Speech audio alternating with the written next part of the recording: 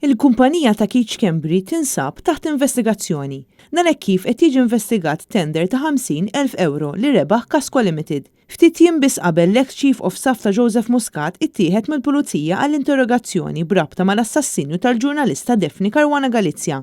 L-offerta in kwistjoni kienet għal provvista ta' konsenja ta' karta speċjali għall-Emcast li issa taqa' taħt ir-responsabilità tal-Ministru Owen Bonnici, karta li fija elementi li jħarsu l-ambjent. Informazzjoni pubblikata fil-Gazzetta tal-Gvern ikkonfermat li l-kuntratt li jiswa 50,385 euro ingħata lil Casco Limited fit-22 ta' Novembru tas-sena l-oħra. 4 tim wara, fis-26 ta' Novembru, Keach Kembri irriżenja mill-kariga tiegħu ta' Chief of Staff tal-ex Prim Ministru Joseph Muscat. Fis-sqarrija l-Partit Nazzjonalista sostna li dak li ġie żvelat minn midja li l-Ministru l-Edukazzjoni Owen Bonnici talab investigazzjoni fuq dan il-kuntratt hija azzjoni too little too late min-naħa tal-ex Ministru għall-Ġustizzja. Dan wara li flimkien ma sieħbu l-ex Prim Ministru Joseph Muscat għamel snin twal jiddefendi lil Keach Kembri u saru allegazzjonijiet serji fil-konfront tiegħu.